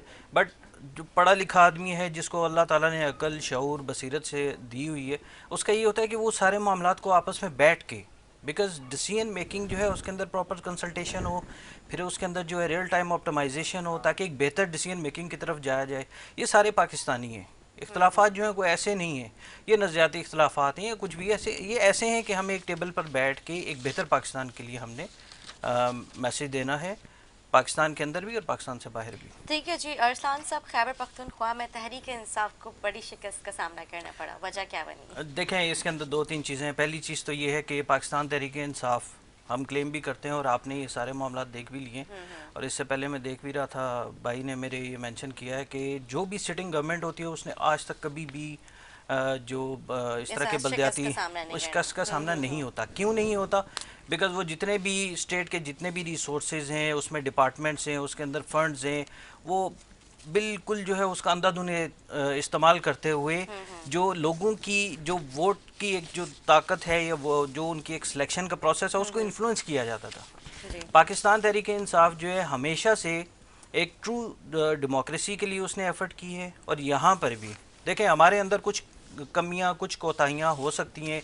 टिकट देने के प्रोसेस के ऊपर डेफिनेटली बात हुई है, और पार्टी जो है एक जमहूरी पार्टी है, इसके अंदर होती है, और उसके ऊपर जो है हमने बैठे हैं, जो भी उसके मुहरक़ात होंगे वो सामने आए हैं कुछ, और जो रह गए हैं उसके ऊपर भी बात की जाएगी। लेकिन एक चीज़, किसी भी जगह पर हमने ये नहीं कहा कि किसी जगह को धांधली हुई है, या अगर कोई दूसरा ओपोनेंट हमारा विनिंग उस पोजीशन में था तो हमने उसकी उस पोजीशन को वो चैलेंज किया, नहीं। इलेक्शन प्रोसेस सबसे बेसिक चीज़ ये है कि पाकिस्तान तहरीक इंसाफ XYZ कोई पार्टी जीते या हारे, basic thing is the back and पे जो उसका इंफ्रास्ट्रक्चर है, जो प्रोसेस है, वो प्रोसेस कितना ट्रांसपेरेंट था, वो सारी चीज़ें। तो ये सिर्फ़ और सिर्फ आपको पाकिस्तान तहरीक इंसाफ के दौरे हुकूमत के अंदर ये चीज़ नज़र आएगी कि हमने किसी भी इदारे को किसी भी जगह पे इन्फ्लुएंस करने की कोशिश नहीं की। अगर इन्फ्लुएंस करते तो जैसे आपके सामने पहले के हालात हैं, पहले जिस तरह फेडरल गवर्नमेंट्स जो हैं वो विन करती रही हैं, वैसे ही सारे हालात होते। बाकी जहाँ तक बात है, देखें पार्टी के अंदर अगेन जमहूरियत है, जमहूरियत के अंदर जो हमारा ग्रास रूट का वर्कर है वो भी खान साहब के सामने बैठ के, पार्टी लीडरशिप के सामने बैठकर उसने अपने कंसर्न्स रखे हैं। आप मुझे बता दें, कोई एक पार्टी मुझे बता दें, बड़ी पार्टीज़ हैं, नून लीग है, पीपल्स पार्टी है, बाकी जो जमातें हैं जो कहते हैं कि हम लीडिंग पॉलिटिकल पार्टीज़ हैं, किसी एक जगह पर कोई ऐसी आपको मिसाल देखने में, पढ़ने में, सुनने में मिली है कभी कि ग्रास रूट के वर्कर ने अपनी लीडरशिप के सामने किसी प्रोसेस के ऊपर, सिलेक्शन प्रोसेस के ऊपर, इवन के उसने कोई आवाज़ भी उठाई हो? तो ये भी सारा जो भी है, ये सारी चीज़ें जो है ये सिर्फ पाकिस्तान तहरीक इंसाफ कर रही है। अच्छा, तीसरी चीज़, मैं थोड़ा सा टाइम दूंगा, तीसरी चीज़ उसके ऊपर ये है कि जो भी लोग आए हैं, हम बेसिकली एक ऐसा इंफ्रास्ट्रक्चर देना चाह रहे हैं कि जहाँ पे आपकी जो पॉलिटिकल एसोसिएशन है, apart from that political association affiliation, उसमें ये होगा कि लोगों को एम्पावर करना है, जो आपके बल्दियाती नुमाइंदे होंगे उनको एम्पावर करना है।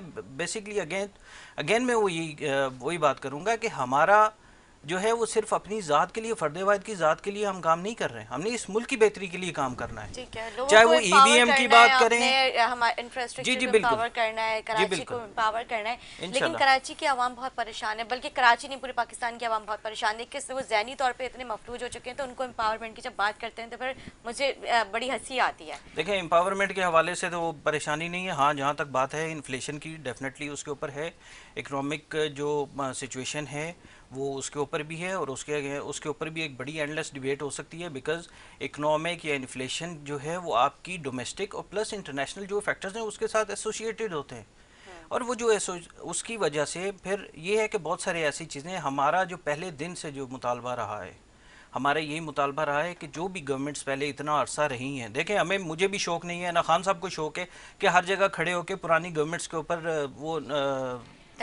वो करें, but the main problem is कि जो इंफ्रास्ट्रक्चर एक बनना था, एक इंस्टीट्यूशन है, ये एक टीवी चैनल है, अगर इसका पूरा इंफ्रास्ट्रक्चर, इसकी मैनेजमेंट जो है वो कुछ नहीं करे, पूरा इंफ्रास्ट्रक्चर जो है तितर बितर है, तो फिर आप रिजल्ट्स नहीं ले सकते। हमें सबसे बड़ा जो इशू आ रहा था वो ब्यूरोक्रेसी के एंड से आ रहा है, क्योंकि वहाँ पे पॉलिटिकल ज्वाइनिंग्स हैं, पॉलिटिकल अपॉइंटमेंट्स हैं, जिसकी वजह से ये सारे मामलात हैं। जब आप इकोनॉमिक सिचुएशन को स्टेबलाइज करने की बात करते हैं तो इंटरनेशनल फैक्टर्स का तो एक अलग है, लेकिन डोमेस्टिकली जहाँ पे आप एक छोटी सी, मैं आपको एग्जांपल देता हूँ, आप सिर्फ प्राइस का वेरिएंस ले लें, जो डिफरेंस आ रहा है, आप जो सिंध का और बाकी जो सूबे हैं उसका अगर प्राइस का डिफरेंस ले लें, अब बेसिक जो कमोडिटीज़ हैं, जो बेसिक ज़रूरियाती ज़िंदगी की अशिया हैं, उसके ऊपर अगर देख लें तो उसके ऊपर यू विल सी कि जो डिफरेंस है वो मैसिव है, चाहे वो आटा, चीनी, दाल, इन सब की चीज़ों। देखिए, तनकीद करना हर किसी का जायज़ हक है, आपका भी है, मेरा भी है। क्यों तनकीद नहीं होगी, हम अपने जो होंठ है उनको सी लेंगे तो एक बेहतर फैसला साजी की तरफ नहीं जाया जाएगा। जो उसके अंदर कमी कोताही है उसके ऊपर बात नहीं हो सकेगी। तनकीद करें, लेकिन तामीरी तनकीद करें। यहाँ पे अनफॉर्चुनेटली जितने भी मामलात हो रहे हैं वो सारे तखरीबी हो रहे हैं, सिर्फ for the sake of my own personal political satisfaction. मैं उस चीज़ के ऊपर उंगली उठाऊंगा। मैं अगेन वही चीज़ कहता हूँ, आप एक इंफ्रास्ट्रक्चर ऐसा बनाएं, पाकिस्तान तहरीक इंसाफ अपनी परफॉर्मेंस के ऊपर अगले इलेक्शन में आएगी। नहीं होगी परफॉर्मेंस, हमें कोई डर खौफ नहीं है, नहीं आएंगे, बट जो बेसिक इंफ्रास्ट्रक्चर है, जो दीवार, जो उसकी जो बुनियाद है, वो इतनी स्ट्रांग होनी चाहिए कि आप उसके ऊपर किसी भी किस्म का जो एक नेशन बिल्डिंग का एक प्रोसेस है, एटलीस्ट वो तो स्टार्ट हो उसके ऊपर। ठीक है जी, वीर जी। देखिए, इमरान खान साहब ने कोशिश तो बहुत की, उन्होंने खुद भी कोशिश की। इलेक्शन से एक हफ्ता पहले एक मंसूबे की इफ्तिताह करने के लिए चले गए और फिर इलेक्शन कमीशन ने उनको नोटिस दिया कि भाई आप नहीं जा सकते, वहाँ पर इलेक्शन और लोकल गवर्नमेंट हो रहे हैं और आप वहाँ पर असरअंदाज होने के लिए जा रहे हैं। इस वक्त आप, क्योंकि इलेक्शन रूल में है कि आप इतना अरसा, इतना टाइम जो है ना वहाँ पर कोई मंसूबे का इफ्तिताह नहीं कर सकते, लेकिन वो खुद गए, उनके वफाकी वज़रा भी गए, उन पे जुर्माने भी लगे, वफाकी वज़रा पे जुर्माना लगा इलेक्शन कमीशन की तरफ से। लेकिन जब वो इमरान खान साहब गए और वापस आए, जब उनको शौकाज मिला तो उसके बाद उन्होंने फिर वो कराची आ गए तो उन्होंने अपनी तरफ से बहुत कोशिश किया, उसके बावजूद लोगों ने वोट नहीं दिया, तो वो फिर अलग मामला है। दूसरा ये कि ये कहना कि क्योंकि इंटरनेशनल लेवल पर कीमतें जो है वो बढ़ रही हैं तो उसके तनाजुर में पाकिस्तान में बढ़ती हैं, तो फिर सबसे पहले आपको माफ़ी मांगनी चाहिए लोगों से, क्योंकि आप तो कहते थे कि जब पेट्रोल पे 1 रुपया बढ़ता है तो समझो कि मुल्क का वज़ीर आज़म चोर है, ठीक है ना। आप ये कहते थे कि क्योंकि महंगाई इसलिए बढ़ रही है कि यहाँ पर 10 अरब रुपए मनी लॉन्ड्रिंग होती है और इतने 10 अरब करप्शन होती है। तो अब पिछले 3 सालों में ना मनी लॉन्ड्रिंग हुई है, ना करप्शन हुई है, ना वज़ीर आज़म चोर था, तो फिर क्यों फ़र्क नहीं पड़ा? सबसे पहले अगर नहीं पड़ा, कोई पैसे आपने मनी लॉन्ड्रिंग से नहीं बचाए, कोई पैसे आपने करप्शन से नहीं बचाए, आपके पास कोई इस तरह के वाज़े डेटा नहीं है, तो फिर सबसे पहले आप लोगों को माफ़ी मांगना चाहिए। क्योंकि लोगों को आप ये नहीं कहते थे कि क्योंकि पिछली गवर्नमेंट ने ये किया तो हम कुछ नहीं कर सकते। आपने कहा था कि हमारे पास टीम मौजूद है, आएंगे, टेक कवर करेंगे, 100 दिन के अंदर तब्दीली, लंबी बात नहीं, 100 दिन के अंदर तब्दीली। तो ये मैं ये समझता हूँ कि देखो, ये 2.5 साल 3.5 साल के बाद भी आप ये लॉलीपॉप देते रहे जो आप कंटेनर पे देते थे। तो ये मैं समझता हूँ कि आपको वाज़ह पॉलिसी नज़र आनी चाहिए। आपकी वाज़ह पॉलिसी अभी तक ये है कि कल भी वो शिबली फिराज वफाकी वज़ीर है, वो बेचारे गए थे एक भंग का खेत का इफ्तिताह करने के लिए। तो ये हुकूमतें होती है वो ऐसे मंसूबे नहीं बनाती, वो ऐसे मंसूबे बनाते हैं जिसमें कोई फ़र्क आए, लोगों के मुल्क की रियासत की पॉलिसी फ़र्क आए। हाँ, वो इमरान खान साहब वज़ीर आज़म खड़े होके इस तरह के बयान दे कि भाई जो गाय है वो 10 किलो दूध देती है, जब 12 किलो देगी तो इनकलाब आ जाएगा, या सिंध मेरे पास नहीं है, ये एक वज़ीर आज़म को सूट नहीं करता है इस तरह की चीज़ें। या फिर हम चर्च की फैक्ट्री लगाएंगे, उसमें से चीज़ें बन जाएंगी। तो कोई संजीदा किस्म का कोई एक प्रोजेक्ट तो नहीं है, सवाए इसके कि वो लंगर खाना या कोई चीज़ें, कोई एक प्रोजेक्ट बनना है, सवाए उसके कि वो जिन प्रोजेक्ट्स पे इससे पहले गवर्नमेंट के, चाहे वो नून लीग के थे या पीपल पार्टी के, किसी भी गवर्नमेंट के थे, उस पर वो तनकीद करते थे, जंगला बस है, रोड क्यों बना रहे हैं, बड़े प्रोजेक्ट इसलिए बनाते हैं ताकि उनको बड़ी करप्शन मिलती है वहाँ से, और फिर जब हुकूमत में आए तो उन्हीं की तख्ती लगा के लगाने के लिए चले जाते हैं। तो ये मैं समझता हूँ कि इनको संजीदा लेना चाहिए। और ये ख़ास तौर पे हमारी, चलो अपोजिशन को छोड़ दें आप, लेकिन खैबर पख्तूनख्वा जहाँ जहाँ आप क्लेम करते हो कि हमने वो तब्दीली लाकर हमने वहाँ से शुरू किया तब्दीली, वहाँ के लोगों ने जब आपको रिजेक्ट किया है तो कम से कम आपको होश लेने का चाहिए। चलने जी, लंबी चार्जशीट है और हमारे अंदर बड़ा हौसला, हम बड़े उससे सब्र से सुनते हैं। अच्छा, मुझे उम्मीद तो ये थी कि ये जो बेसिक ज़रूरियातें अशिया हैं ज़िंदगी की, उसके ऊपर बात करेंगे कि वो जो प्राइस डिफरेंस है उसकी रीज़न क्या है, उसके ऊपर बात नहीं की इन्होंने। अगेन जो है बेसिकली मसला ये है कि इमरान खान फोबिया का कोई हमारे पास इलाज नहीं है। अच्छा, दूसरी बात ये है कि जो आप बात कर रहे हैं इंटरनेशनल फैक्टर्स जो हैं वो एसोसिएटेड हैं। मैंने कभी भी ये नहीं कहा कि सिर्फ इंटरनेशनल फैक्टर्स की वजह से इन्फ्लेशन आ रही है। मैं तो आपके सामने बड़ा ओपनली कैटेगोरिकली कह रहा हूँ कि देखें, दोनों फैक्टर्स हैं। इंटरनेशनल जो फैक्टर्स हैं उसने सिर्फ पाकिस्तान को हिट नहीं किया, आप सही। अमेरिका की मार्केट को देखें, किस बुरी तरह हिट किया है। लास्ट 35 इयर्स में इतनी इन्फ्लेशन नहीं आई वहाँ पे। जो अफरा तफरी है वहाँ पे देखें, यूके के अंदर देखें, जो डेवलप्ड कंट्रीज़ हैं वो अपने घुटनों पर आ गए हैं। उनकी जो उनको कोरोना ने और ये बाकी सारी चीज़ों ने इतना हिट किया है। फिर सेकेंडली जो चीज़ आती है, देखें फ्यूल प्राइसेस एक ऐसी हैं कि उसने पूरी दुनिया को इफ़ेक्ट करना होता है, ठीक। मैं दूसरी जो बात कर रहा हूँ जो बहुत ज़्यादा इंपॉर्टेंट है, जिसके ऊपर ये कभी भी नहीं आएंगे वो क्या, मैं ये कह रहा हूँ कि जो डोमेस्टिक इंफ्रास्ट्रक्चर है उसके ऊपर जो हमारे हाथ में है उसके ऊपर काम करें। उसके ऊपर ये कभी बात नहीं करेंगे। जस्टिफिकेशन बनती है मुझसे, आपको कोई भी किसी भी किस्म का कोई सवाल कहेंगी ना तो मैं टू द पॉइंट उसके ऊपर बात करूंगा, क्योंकि इलॉजिकल उसके ऊपर मैं जवाब नहीं दूंगा। Because we are very clear, हमारा जहन, हमारी जो पॉलिटिकल विल है वो बड़ी क्लियर है कि हमने किस जगह पर क्या काम करना है। मैं आपको अगेन ये कह रहा हूँ कि आपने सियासी भर्तियां करके इदारे तबाह कर दिए। प्राइस कंट्रोल किसके पास है, हेल्थ किसके पास है, तालीम किसके पास है, फेडरल के पास तो नहीं है। आप अगेन ये कह रहे हैं जी कि मनी लॉन्ड्रिंग रुक गई, अल्हम्दुलिल्लाह रुक गई। इसीलिए पाकिस्तान की तारीख में सबसे बड़ी रीपेमेंट जो है वो सिर्फ पाकिस्तान तहरीक इंसाफ ने करके दी है। आपको अंदाज़ा है कि इंटरेस्ट की मद में आप 85% आप जो पूरी जो इकॉनमी है उसका आप दे रहे होते हैं बाहर, आपके पास है। आप बात करें यहाँ पर जो आपके पास जो एनएफसी की मद में पैसा मिला है, कहाँ है पैसा, किस जगह है, आप बताएं तो सही। और दूसरी बात जो है, हमेशा जो बात की जा रही है जी कि डेफिनेटली हमारी है गवर्नमेंट, वहाँ पे 8-9 साल से गवर्नमेंट है, हमने काम भी किए हैं। जो प्राइम मिनिस्टर ऑफ पाकिस्तान है उसका पूरा एक स्केड्यूल सेट होता है। उन्होंने कराची आना है या उन्होंने केपी जाना है या उन्होंने किसी भी XYZ जगह जाना है, डोमेस्टिक चाहे इंटरनेशनल, उनकी सारी चीज़ें प्रॉपर लाइन अप हुई होती हैं। प्रोजेक्ट एक दिन के अंदर नहीं बनता, वो सारी चीज़ें।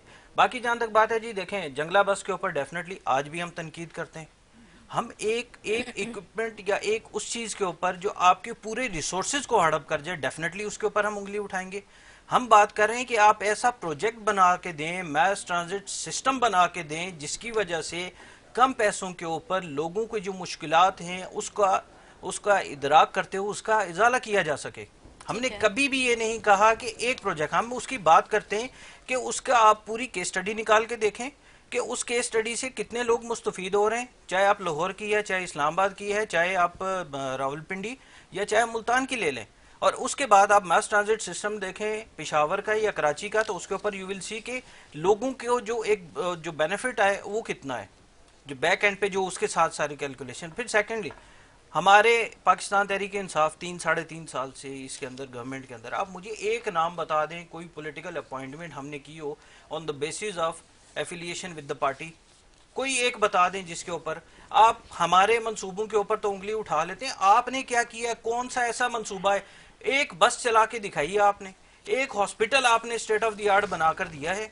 आप NICVD की बात करते हैं, आप 2 दिन पहले जाकर देख लें वहां के मुलाजमीन किस तरह कर रहे थे।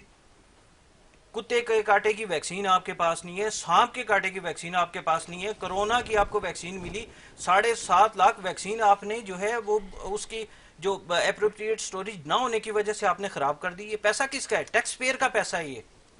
हम जो यहाँ पे जज्बाती होते हैं उसकी रीजन ये है कि आप सियासी बात करें, तामीरी बात करें। देखें आपके पास कोई फैक्ट्स एंड फिगर्स नहीं है, तो आप चाहे बंक की बात करें चाहे किसी भी, आप लोग तो फिर इतनी नहीं महंगाई है ना, क्यों, क्या आवाम नहीं के ऊपर महंगाई देखें, मैं अगेन ये कह रहा हूँ, नहीं महंगाई गैस महंगाई नहीं के है, ऊपर बिजली नहीं है, महंगाई यहाँ देखें, बिजली है तो इतनी रिसोर्स ओवर बिलिंग है। रिसोर्स बिल्डिंग जो है वो प्रीवियस गवर्नमेंट ने करनी थी। आप अगर गैस के भी सारे जो भी उसके वेल होते हैं वो सारी चीजें जो उसके कुएं और जो भी उसके स्टोरेज या उसके जो जखायर होते हैं वो it's a long term planning decision जिसके ऊपर आपने वो सारी चीजें करनी थी, नहीं की गई। आप मुझे ये बताएं पिछले इतने अरसे के अंदर कोई डैम बना, डैम क्या एक दिन के अंदर बनता है? या आप ये सारे ज़खायर जो आपने एक्सप्लोर करने थे क्या एक दिन के अंदर बनते हैं? क्या रिकॉर्डिक वाला मामला नहीं हुआ?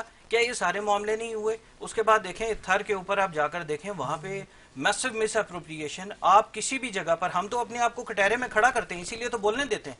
सबसे बड़ा मसला ये है कि अकाउंटेंट जनरल ऑफ पाकिस्तान ये कहता है कि मैसिव मिस अप्रोप्रिएशन हुई है, उसके ऊपर स्टे ऑर्डर लेके घर बैठ जाते हैं, उसके ऊपर नहीं जा रहे। देखें अवाम को आपने ये सारे पर्क्स प्रिविलेजेस आपने सारे इंजॉय कर लिए, आप कम से कम सामने तो आए, कटहरे में तो खड़ा करें, अकाउंटेबल तो करें। पाकिस्तान तहरीक इंसाफ हमारी टॉप लीडरशिप से लेकर ग्रास रूट वर्कर तक जो है हर कोई अपने आप को अकाउंटेबल समझता है। आप मुझे बता दें, मेरा डाटा निकाल के देख लें, हमारे फाइनेंशियल से लेकर पॉलिटिकल जितने भी मामला हैं सारे आपके सामने, कोई एक मिसाल आप मुझे दूसरी पार्टी से निकाल के दिखा दें, कोई एक मिसाल नहीं है। अगेन मैं ये कह रहा हूँ कि आपने बात करनी है, आप मुझे ये बताएं कि पंजाब में और बाकी जगह पर आटा सस्ता क्यों है या महंगा क्यों है? होर्डिंग कौन कर रहा है? चूहे खा गए आपकी पूरी गंदम, आप खा गए, आपके अंदर इतना ही गम है, इतनी सारी चीजें। तो आप करें, 18वीं तरमीम तो आपने पास की थी, प्रोविंशियल जो ऑटोनमी है वो आपके पास आई है, आपने सारे मामलात को आपने देखना था। आप गवर्नमेंट ऑफ पाकिस्तान को, फेडरल गवर्नमेंट को उसके ऊपर उंगली नहीं उठा सकते हैं, क्योंकि एनएफसी के माध्यम में सारा पैसा आपको मिल चुका है। इनकैपेसिटी आपके एंड पर है, पॉलिटिकल एफिलिएशन की बेसिस पे ऊपर अपॉइंटमेंट्स आपके एंड पर हैं, इदारे आपने तबाह किए हुए हैं, इंफ्रास्ट्रक्चर टोटली आपने तबाह किया हुआ है। पीआईए वो इदारा जिसने पूरी जो एमिरेट्स है और इस तरह के बड़े बड़े इदारों को जिसने बनाया है, उसका हाल क्या किया है? आप देखें जो बैक एंड पे जो उसके पीटीसीएल देखें, जो कौमी इदारे, उनको किस तरह हमने तबाह बर्बाद कर दिया। और यहाँ बैठ के हम सिर्फ और सिर्फ जो है पाकिस्तान तहरीक इंसाफ के ऊपर बात करते हैं। ब्रेक लिया जा रहा है, ब्रेक के बाद हाजिर होंगे, हमारे साथ रहें।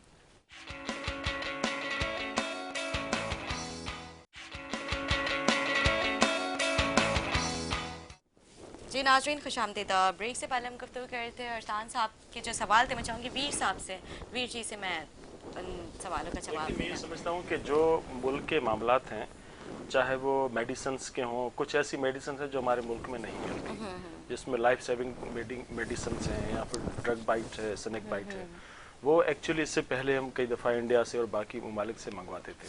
अब मैं इशू इसमें यह है कि आम तौर पर जो भी मेडिसिन मुल्क के अंदर आती है वो एक अथॉरिटी बनी हुई है जो कि फेडरल गवर्नमेंट का है, ड्रग रेगुलेटरी अथॉरिटी। अच्छा, वो अथॉरिटी ने जब कब बाहर से मेडिसिन मंगवानी होती है तो वो वफाकी जो काबीना है उससे परमिशन लेते हैं। उसकी परमिशन के बगैर जब वो अप्रूवल नहीं देते तब तक वो बाहर से नहीं मंगवा सकते। ठीक है। उन्होंने अप्रूवल दी लास्ट ईयर कि भाई आप सिर्फ नहीं, 2 साल पहले सॉरी, उन्होंने कि आपने एक कोई 362 के करीब वो मेडिसिन्स थी जो आपके बाहर से मंगवानी थी, उसमें ये ड्रग बाइट, स्नेक बाइट वगैरह वगैरह कुछ लाइफ सेविंग इस तरह की वो मेडिसिन्स थी, और उसकी जगह 800 मेडिसिन्स बाहर से आई, और उसमें से 90% वो मेडिसिन थी जो पाकिस्तान में अवेलेबल थी। सही। तो जब वापस वो वहां से लेकर आई और बहुत महंगे दाम से, उससे सस्ते दाम में पाकिस्तान में अवेलेबल थी, तो उसका जो मेडिसिन यहाँ पर आई तो उसका जो रेट था वो 400 गुना बढ़ गया। उस पर प्राइम मिनिस्टर साहब ने, इमरान खान साहब ने उस पर नोटिस लिया और उन्होंने कमीशन बना दी कि भाई इसकी इंक्वायरी करो। जब इंक्वायरी में लोग आ गए, मुलवस पाए गए कि भाई हाँ इन्होंने करप्शन की है, और सिर्फ करप्शन नहीं, उन्होंने धोखा किया फेडरल काबीना से, वफाकी काबीना से धोखा करके वो मेडिसिन मंगवाई जो अप्रूवल जिसकी शामिल नहीं थी। तो फिर उस पे जो लोग इन्वॉल्व थे उनको हटा के, बजाय कि उनको वहां से निकाल देते या उनके ऊपर चार्ज लगा देते, केस लगा देते, उन्होंने उस मिनिस्ट्री से हटा के कोई और मिनिस्ट्री उनको दे दी मसलन। तो वो ये है कि मैं जिस तरह वो कहते थे कि भाई फिर मैं उसके फॉरेंसिक कराऊंगा, फॉरेंसिक हुआ, उसमें भी वही सारी सेम चीजें आई, और फिर आटे का कमीशन बना कि भाई आटा क्यों महंगा हो रहा है, उस पर कमीशन बनाओ, कमीशन बनाया। फिर आखिर में खान साहब ने कहा कि मुझे पता है कि इसमें माफिया है इन्वॉल्व, और माफिया कौन है मुझे पता है, लेकिन उसका नाम नहीं बता सकता। फिर नेब के पास जब मामला गया, नेब का ये ऑन द रिकॉर्ड स्टेटमेंट मौजूद है कि अगर मैं मौजूदा हुकूमत में जो इन्वॉल्व हैं उसके ऊपर एक्शन लेंगे तो हुकूमत गिर जाएगी। ये कौन कह रहा है? नेब का चेयरमैन कह रहा है। अच्छा। हाँ, तो ये सारी कमीशंस बनती हैं, लोग इन्वॉल्व हो जाते हैं, तो वो चूहे कौन साबित थे हो जिन्होंने जाते आटा खाया हैं। था? अब ये मुझे नहीं पता कौन से चूहे की बात कर रहे हैं, हाँ। लेकिन ये है कि देखो, मैं ये कहता हूँ कि जो रेट बढ़ते हैं ना, रेट ठीक जो है जी। महंगाई होती है उसकी 3 वजूहत होती है। नंबर 1 कि जब भी पेट्रोल बढ़ता है तो मुल्क में, चाहे वो सिंध हो, चाहे वो पंजाब हो, चाहे कोई भी सूबा हो, कोई भी इलाका हो, जब रेट पेट्रोल बढ़ता है तो मिसाल के तौर पे एक सब्जी वाला ठट्टा से सब्जी लेके, या बलूचिस्तान के किसी इलाके से 200 किलोमीटर 150 किलोमीटर सब्जी लेके कराची की मंडी में आता है, तो वो जो पहले आता था 3000 में, अब वो 5000 में आता है, क्योंकि रेट बढ़ गया पेट्रोल का। जब पेट्रोल का रेट बढ़ता है या फिर पैसे डॉलर बढ़ता है या पैसे की वैल्यू कम होती है तो ऑफ कोर्स के महंगाई आनी है, लेकिन उसको रोकेगा कौन?